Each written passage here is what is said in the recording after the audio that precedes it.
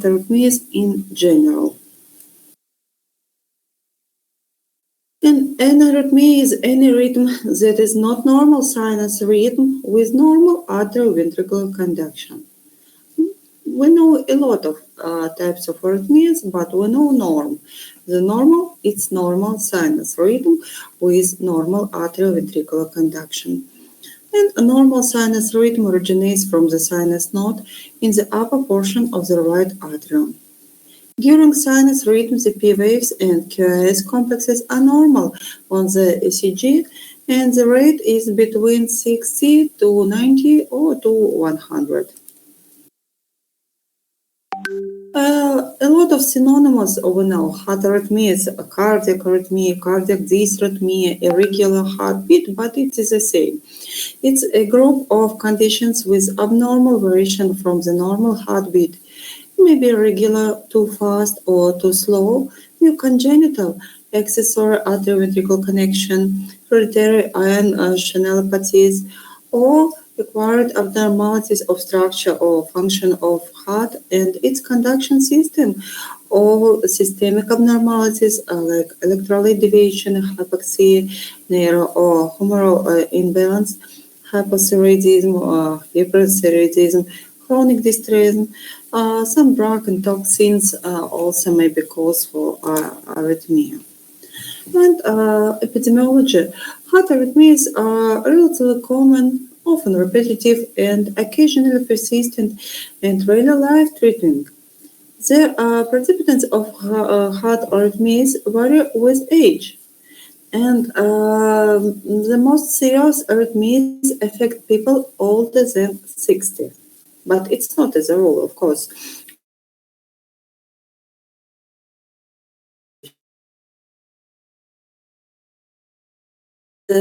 One in four adult Americans over the age of 40 could develop an irregular heartbeat. Certain types of heart arrhythmias can cause sudden cardiac death.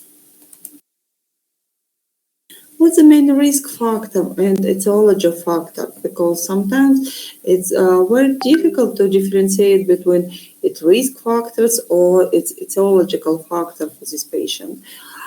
First, functional violations, physical and emotional stress may be cause or risk factor for arrhythmia.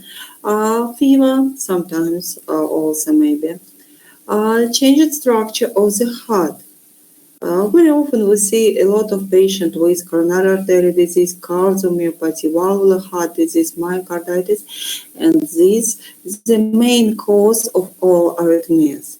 Some systemic diseases like diabetes, lupus erythematosus, toxic injuries of the myocardium, alcohol, caffeine, tobacco, some drugs, some medication like adrenaline or nasal drops with adrenaline also may be cause for arrhythmia.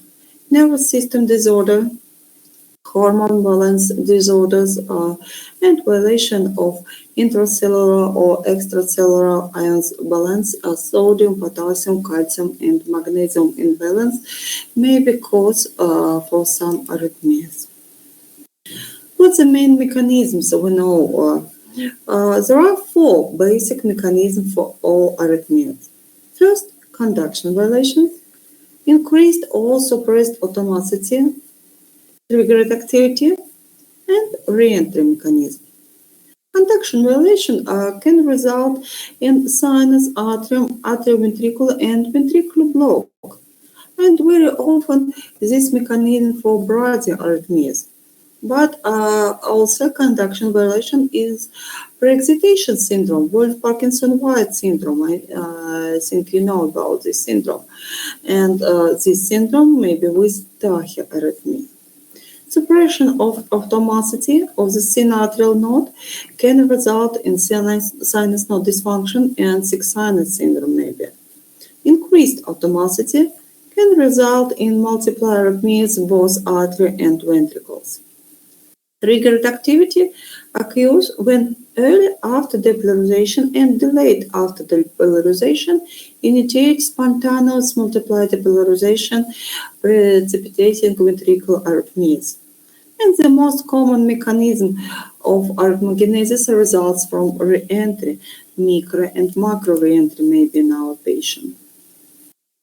Bradyarrhythmias typically arise from disorders in impulse formation at the level of the synaptic node or from disorders in impulse distribution at any level, including exit block from the SA node, conduction block in the atrioventricular node, and slow conduction in Gisborne system.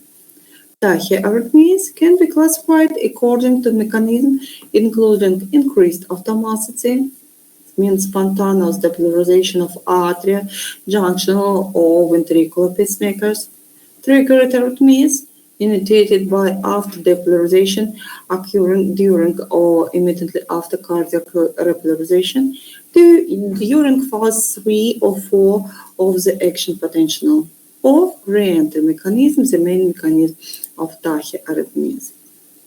And some words about conduction block.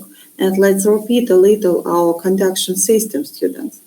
We have SA node, then internodal pathways, AV node, bundle of GIS, and branches, left bundle branch and right bundle branch block. In left bundle branch, there are two fascicles, posterior inferior fascicle and anterior superior fascicle. Block can be found in every part of the conduction system of the heart, and if block at this level. In our patient SA block we see, and it may be cause for bradycardia. This level, it's AV block, left bundle branch block maybe, and right bundle branch block. All these blocks we see in patient with bradyarrhythmias as usual.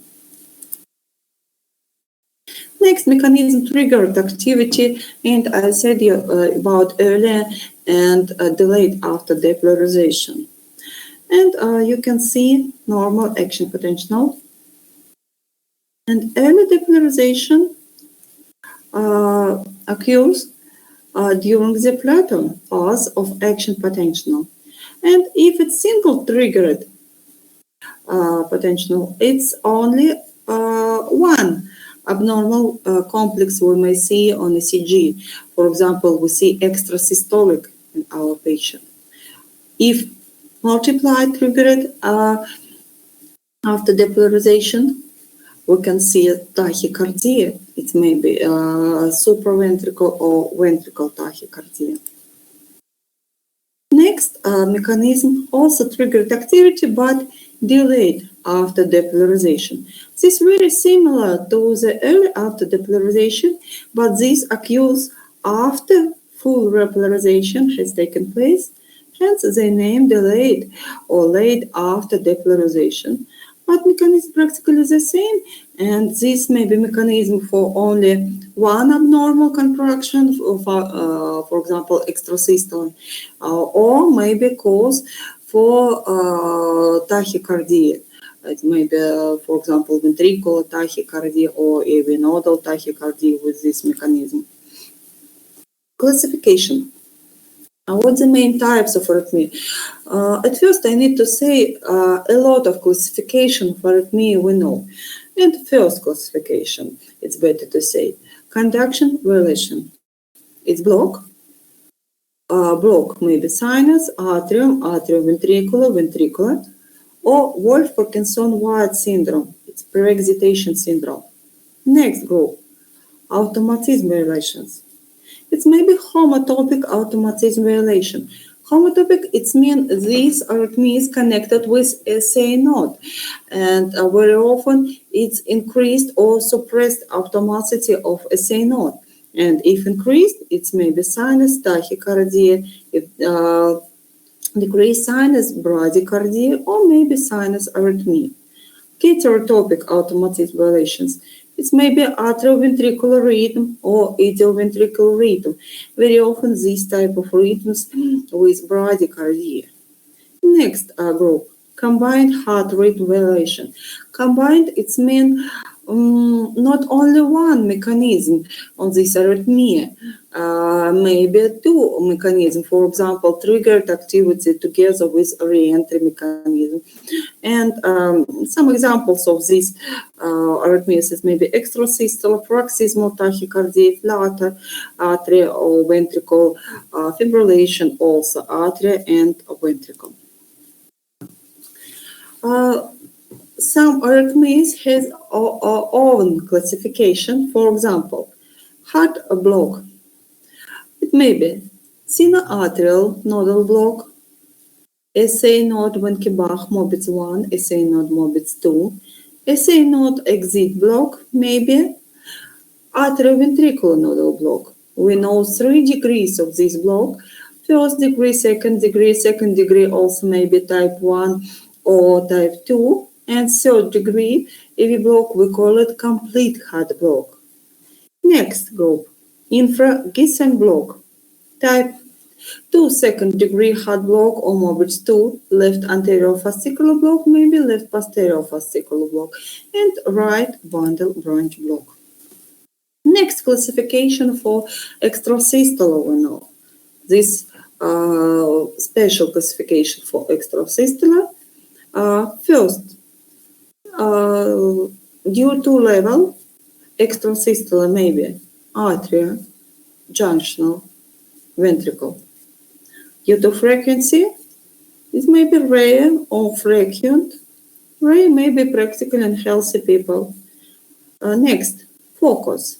It may be unifocal if all ectopics, if all extrasystola originate in one ectopic, or maybe multifocal if a lot of ectopics present in our patient. Due to time of occurrence, extrasystola may be early or late, and for some extrasystola may be typical regularity. And we know regular extrasystola, like by Gemini, extrasystola follow every sinus beat. Right Gemini, extrasystola follows every other sinus beat. Every third beat is ectopic. Or extrasystola, of course, may be irregular. It may be only single beats, maybe couplet beats, 2 extrasystola together, or triplet beats. For ventricular extrasystola, we know next classification. Grade 0, no ventricle extrasystolas.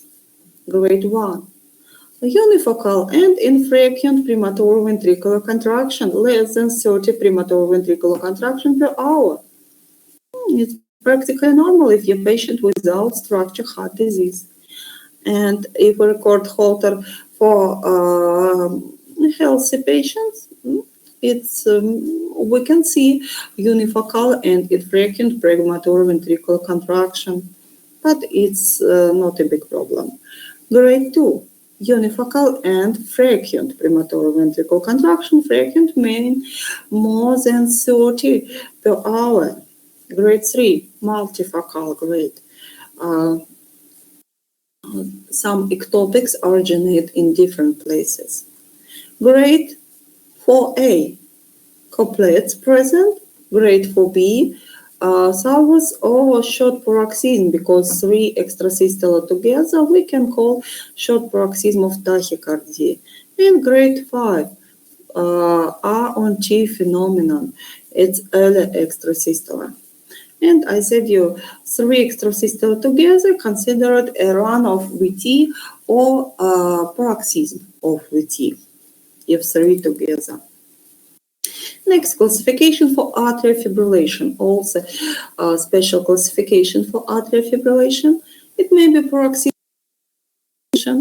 episodes of atrial fibrillation that terminate spontaneously or with intervention within 7 days.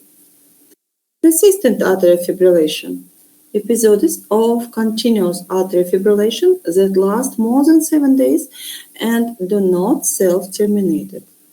Next, a long-standing persistent atrial fibrillation, episodes of continuous atrial fibrillation last more than 12 months.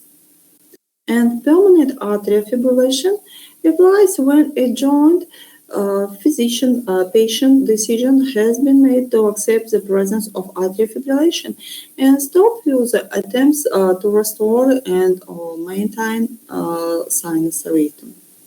And special form of atrial fibrillation, valvular atrial fibrillation in patient with rheumatic mitral valve disease or prosthetic heart valve or mitral valve repair. Uh, What the main signs and symptoms of arrhythmias in general, students? These symptoms may be practically in all patients with arrhythmia. And first, very interesting, completely asymptomatic. Some patients with arrhythmia may be asymptomatic, and unfortunately, with dangerous arrhythmias, also patients may be asymptomatic. Abnormal heartbeat palpitation. Very often we see this complaint in our patient. Forceful or painful extra beats, shortness of breath, temporary absence of ability to breathe, chest discomfort, maybe or chest pain, fluttering, hypertension, diaphragm, neck fullness, vasovagal type response with light headache, dizziness, nausea, or loss of consciousness. In some patients, maybe syncope. High risk of blood clotting, embolization, and stroke, especially in atrial fibrillation, cardiac arrest, or sudden cardiac death. Because there are a number of tests available for the diagnosis of cardiac arrhythmias, it is important to proceed with a stepwise approach. The goal is to obtain a correlation between symptoms and the underlying arrhythmia and initiation of appropriate therapy. Sometimes very difficult to diagnose arrhythmia because your patient may be with symptoms, but symptoms not so typical.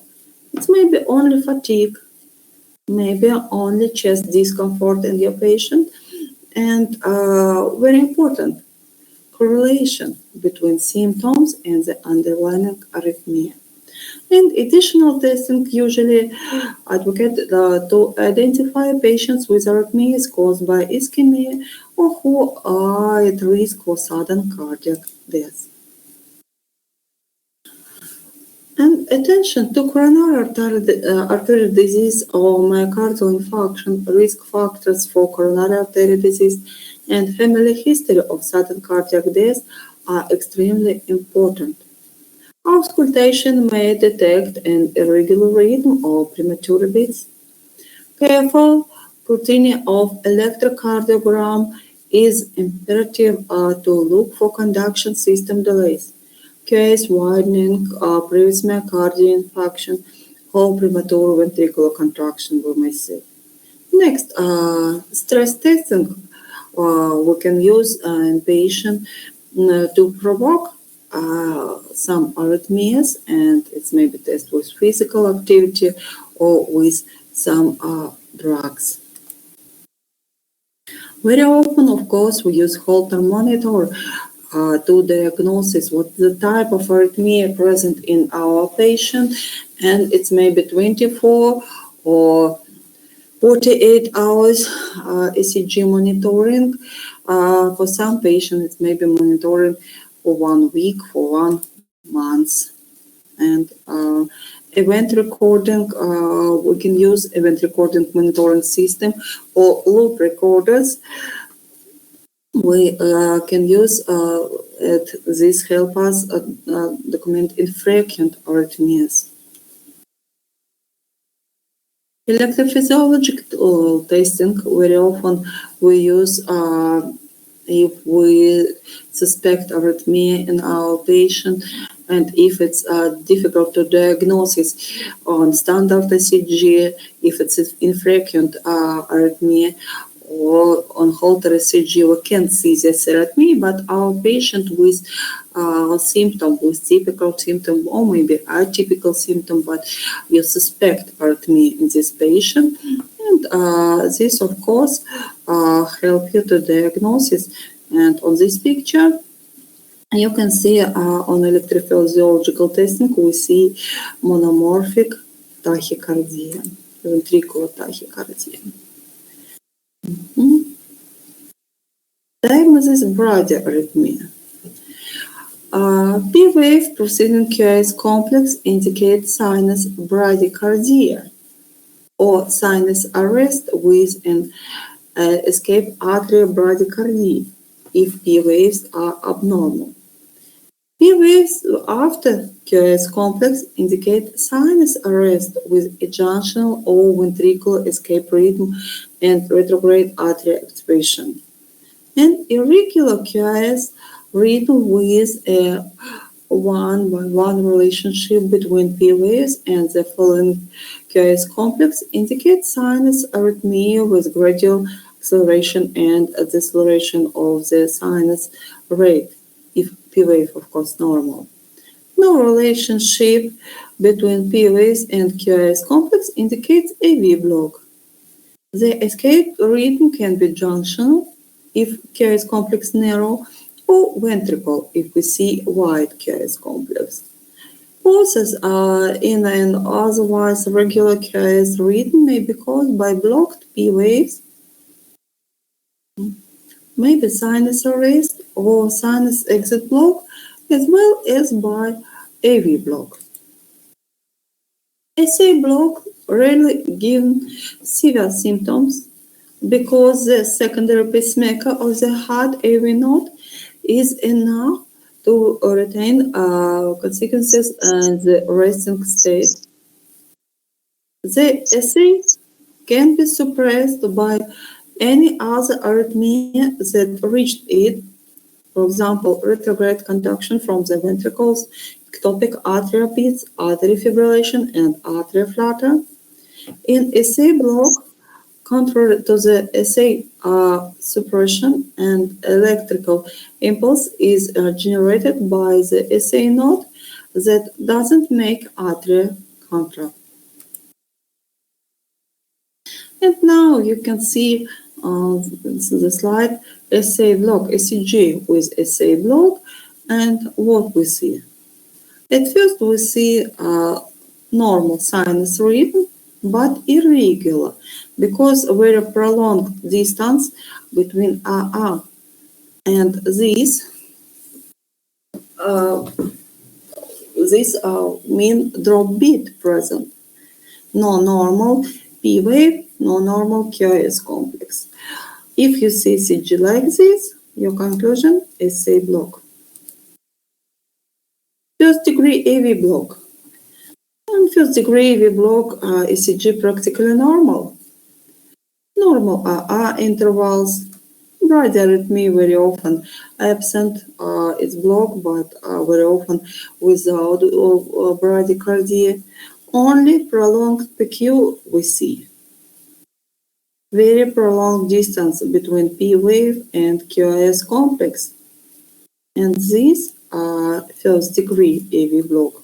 But first degree AV block in daytime may be in your patient, but at night maybe AV block second or third degree. Second degree AV block. Second degree AV block is diagnosed when one or more of artery impulses fail to conduct to the ventricles due to impaired conduction. And for example, this ECG. Morbitz 1, second degree AV block, Morbitz 1. Before this drop beat, we see progressively prolonged PQ interval and then P wave, but no QRS at this place. It means drop beat, but P wave present.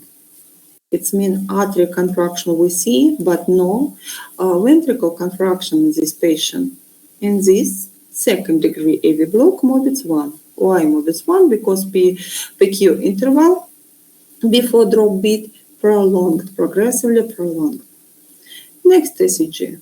Drop beat practically the same, P wave without QRS. But before this drop beat, PQ interval constant. Next, also second degree AV block, but it's special second degree AV block, 2:1 block. P wave with QRS, P wave without QRS, without. And I think you agree with me, this patient, sorry, this patient will be with very severe bradycardia.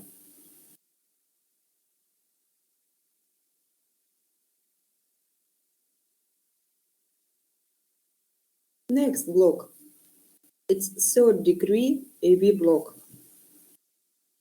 Third degree AV block means patient, in this patient, no conduction with atria and ventricles. And on ECG, we see it. No connection with P waves and QRS complex. A lot of P waves, but bradycardia for ventricles. Very severe bradycardia in third degree AV block, especially if ventricular rhythm for ventricles.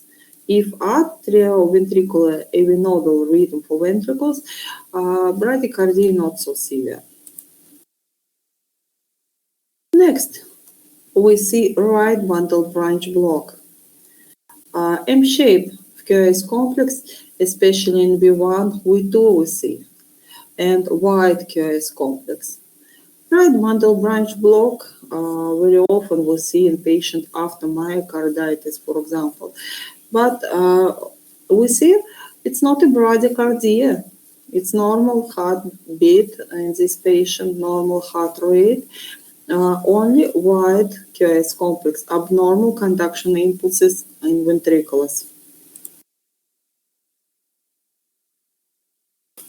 Left bundle branch block. Also wide QRS complex.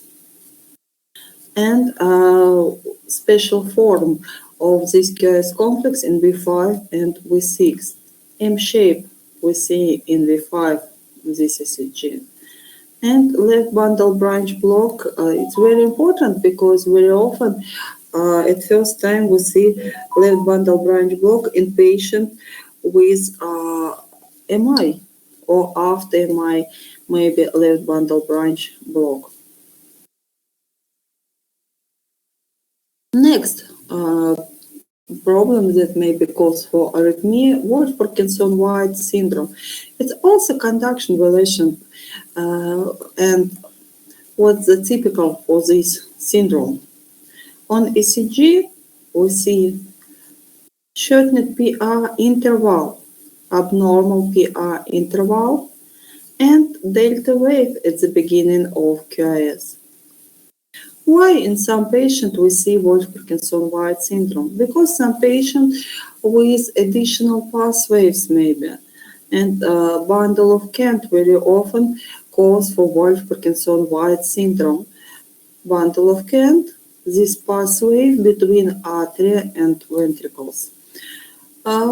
If we see only this on ECG without arrhythmia, we call it phenomenon Wolff-Parkinson-White because no arrhythmia in this patient. But this additional pathway very often cause for supraventricular tachycardia, for atrial fibrillation, and if we see changes on ECG like this delta wave, shortened PR interval, and arrhythmia present, we call it Wolff-Parkinson-White syndrome because arrhythmia present.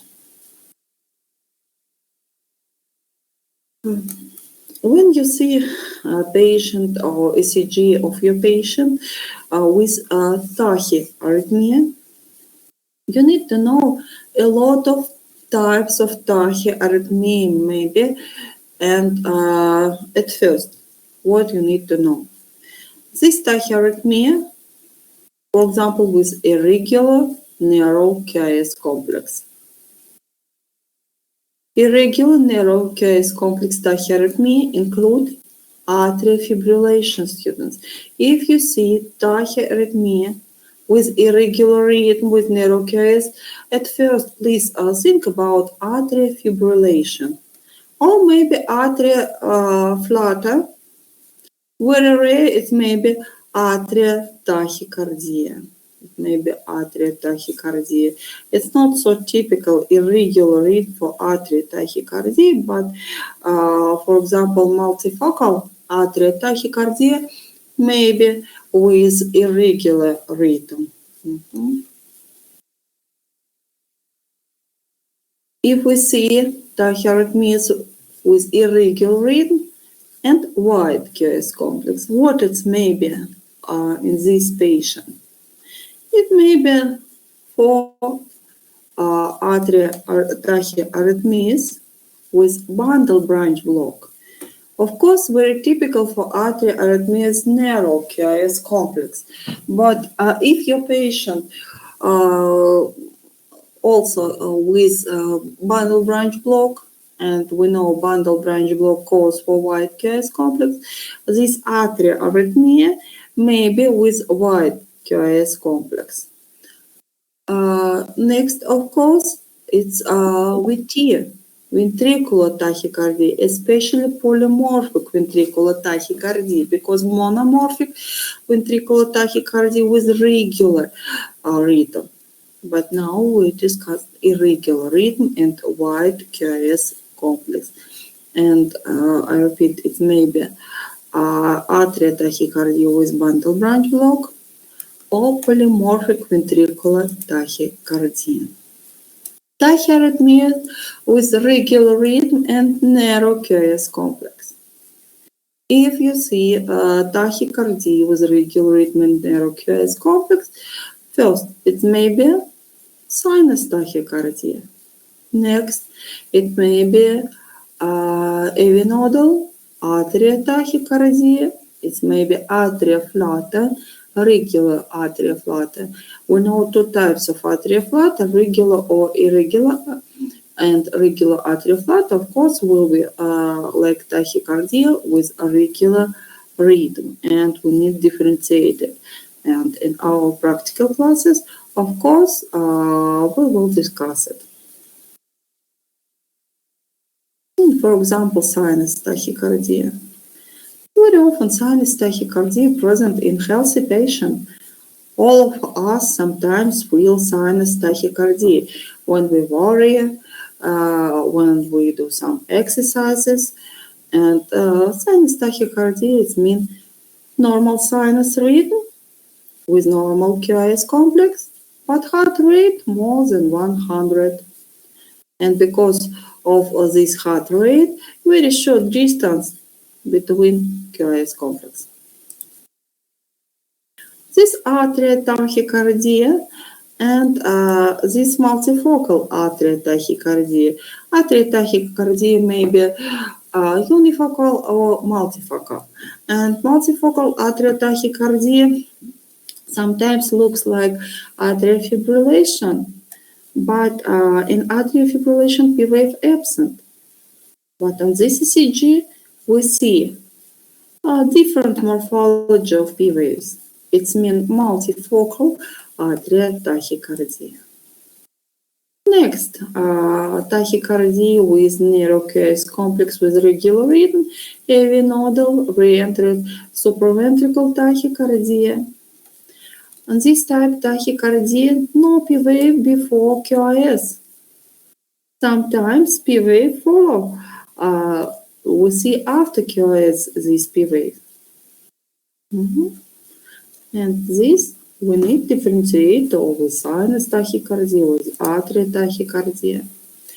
Next, tachyarrhythmia may be with regular rhythm and wide QRS complex. We said if rhythm irregular and wide QRS complex, we suspect polymorphic VT or atrial tachycardia with bundle branch block. But now, regular rhythm and wide QRS complex, it very often it's monomorphic ventricular tachycardia.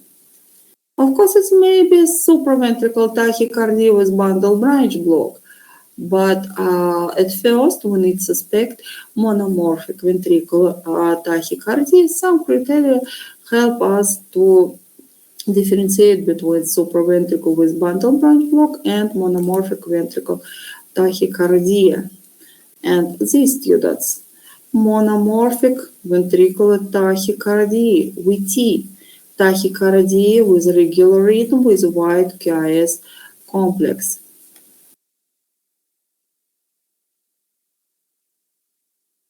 And there are special criteria, Brugada criteria for ventricular tachycardia. If you think this may be wide complex tachycardia, supraventricular tachycardia, these criteria very often help us to differentiate between supraventricular and ventricular tachycardia. Next, arrhythmia that we can see on ECG, extrasystoline. And extrasystoline may be supraventricular or ventricular extrasystoline. Supraventricular extrasystoline originate in the atrial myocardium or in the AV node and manifest as early P wave. The QS complex normal, not wide QS complex, and for supraventricular extrasystole, very typical incomplete compensatory pulse. Incomplete. Ventricular extrasystole. Ventricular extrasystole also premature complex, but with wide QS complex and no preceding P wave. No P wave before this extrasystole, and very typical full compensatory pulse. It means this pulse equal to normal RR intervals. This normal 1 RR interval, but this compensatory pulse equal to normal RR intervals. Ventricular extrasystole maybe in healthy people if it's infrequent, but also maybe pathological, especially if your patient with structural heart disease, for example, after MI, if we see a lot of ventricular extrasystoles, it's a very high risk of the sudden death. Next, what's the type of arrhythmia we can see? Atrial flutter, for example. In atrial flutter, abnormal atrial contraction we see, and sawtooth waves between normal QRS complexes we see.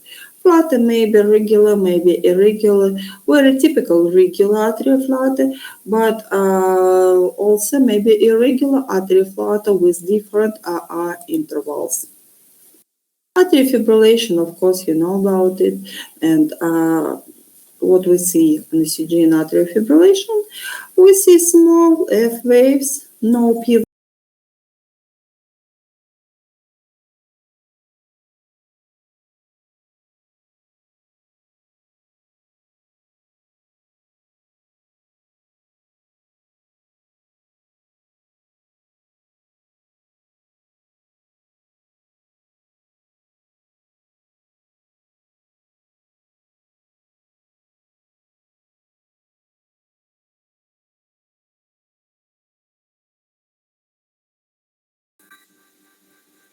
You are now muted. Even if You are there now was, unmuted. it You are now means muted. if your patient without higher risk of heart failure or sudden death, this patient needed special antiarrhythmic treatment. And it's better for this patient if you know cause, treat the cause of this arrhythmia. Reducing coffee, alcohol, or tobacco use or increasing the amount of rest may help to elevate symptoms. It means some non-pharmacological method of treatment also may help our patient with arrhythmia, especially for patients without high risk of heart failure or sudden death. Symptomatic arrhythmias may require treatment to improve quality of life. Attentional life-threatening arrhythmias require treatment. The method of treatment depends firstly on whether or not the affected person is stable or unstable. Treatments may include physical maneuvers, antiarrhythmic drugs, electricity conversion, catheter ablation, or electrosurgery. There are a lot of methods for today for treat patient with arrhythmia. Physical maneuvers. A number of physical acts can increase parasympathetic nervous supply to the heart, resulting in blocking of electrical conduction through the atrioventricular node. Physical or vagal maneuvers can slow down or stop a number of arrhythmias that originate above or at the AV node. It means for supraventricular arrhythmias, especially for supraventricular tachycardia, we can use this method if your patient is stable, of course. First, we can use a Valsalva maneuver, and this should be the first vagal maneuver tried and works by increasing intrathoracic pressure and affecting baroreceptors within the arch of the aorta. It is carried out by asking the patient to hold his breath while trying to exhale, possibly as if straining during a bowel movement. Other vagal maneuvers include holding one's breath for a few seconds, coughing, running in the face into cold water, drinking a glass of ice cold water, and etc. Carotid sinus massage is effective, but is often not recommended in the elderly because increased risk of stroke. This method, because before you use a carotid sinus massage, you need to know about carotid vessels, and if plaque present in carotid vessels in your patient, it's contraindication for carotid sinus massage. Try with Valsalva maneuver, stop arrhythmia. If your patient needs some medication, you need to know classification of antiarrhythmic drugs. First class, sodium channel blockers. First class would debate A, B, C. First A, depress with zero of action potential, delay conduction, prolonged repolarization for 3 or 4. And this class present some drugs like quinidine, procainamide, disopyramide. First B, little effect on phase 0 of action potential in normal tissue, depress phase 0 in abnormal tissue, shorten repolarization or little effect. And in this class, lidocaine, tocoinide, mexiletine, these drugs or medication we use.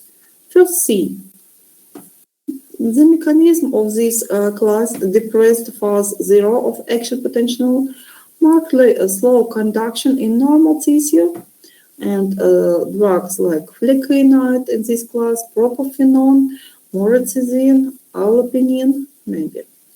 Next class, second class of antiarrhythmic drugs, it's beta blockers, acetabutalol, bisoprolol, carvedilol, metoprolol.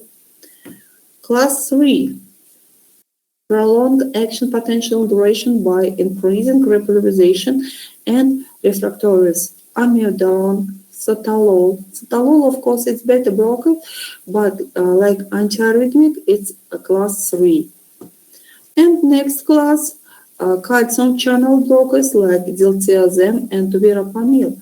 Only non-dihydropyridine calcium channel blockers are antiarrhythmic drugs. Because, of course, we know dihydropyridine calcium channel blockers like nifedipine or amlodipine, it's not antiarrhythmic agents. And class 5, or some researchers said us it's arrhythmic drugs, it may be digoxin or adenosine. And to remember, you can remember with this, some block potassium channels. Class 1, some sodium channel blockers, class 2 beta blockers, class 3 potassium channel blockers, class 4 channels, calcium channel blockers. And also antiarrhythmic we may classify by cardiac tissue on which they act. On the same note, beta blockers, calcium channel blockers, and digoxin. On AV node, first C class, like propafenone, flecainide, calcium channel blockers, beta blockers, also and digoxin. In arterial tissue, first A, first C class, potassium channel blockers and beta blockers. For ventricular tissue, sodium channel blockers, first class, and potassium channel blockers. And on accessory pathways, class first A and potassium channel blockers. When you start treatment patient with antiarrhythmic drugs, please, students, don't forget about pro-arrhythmic effect of antiarrhythmic drugs. It's impossible, but it's the truth. And many antiarrhythmic drugs can be cause for some and sometimes very dangerous arrhythmia. And sometimes we treat patient, for example, with atrial fibrillation, with antiarrhythmic drugs, for example, with amiodarone, and this amiodarone may be caused for polymorphic ventricular tachycardia, and your patient may die because of this very dangerous arrhythmia. And don't forget about pro-arrhythmic effects of antiarrhythmic drugs. Class sodium channel blockers and potassium channel blockers very often we call real antiarrhythmic agents because very strong antiarrhythmic effect on this class. Class sodium channel blockers, and we discussed we have A, B, and C subclasses of this class, and practically the same effects on SA node on all drugs from this class, but difference between these subclasses effect on ventricular action potential in this class. First A, quinidine, procainamide, and disopyramide.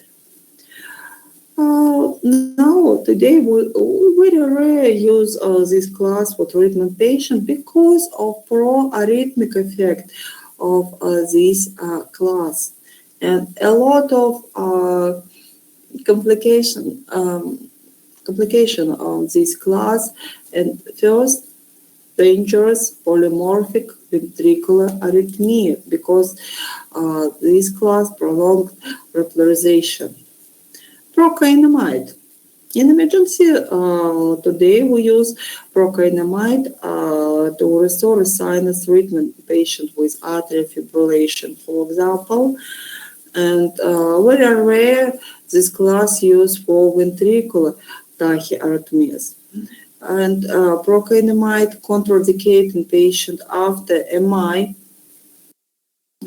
in patient with heart failure with low ejection fraction. If ejection fraction less than 40%, you can't use this medication because very high risk of sudden death because of ventricular arrhythmias. Disopyramide side effects also present, and this drug very similar to quinidine action. We can't use disopyramide in sinus node dysfunction or if heart block present, and in patient with heart failure we also can't use this class of medication. Class first B, lidocaine or mixilitine. This class do not prolong QT interval. This class we use in patients with ventricular arrhythmias and especially in ventricular tachycardia. In emergency, we can use lidocaine in stable patient, and very often we use in combination with amiodarone, for example. First C. These strongest sodium channel blockers, flecainide or propafenone. And these drugs we can use practically in all types of arrhythmias.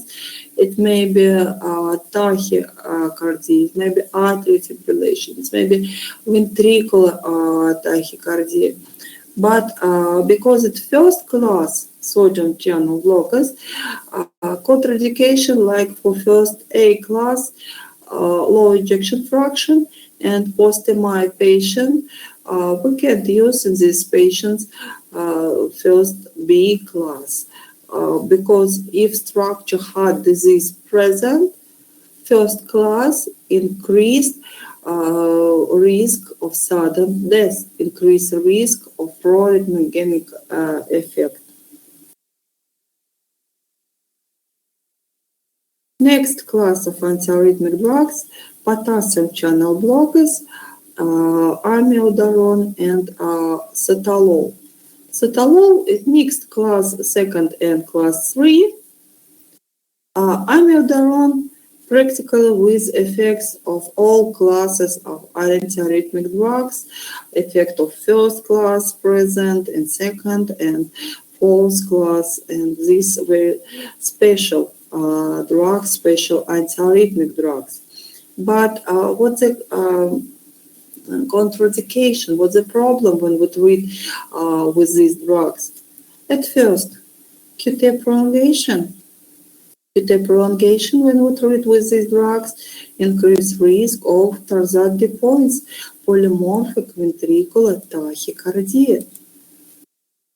And we need to measure QT interval in patients when we treat with potassium channel blockers. And QT interval in adult men should be less than 440 milliseconds and women less than 460 milliseconds. And if we treat our patient with amiodarone and QT interval more than 500 milliseconds, we need to stop treatment with this drug because very high risk of polymorphic ventricular tachycardia.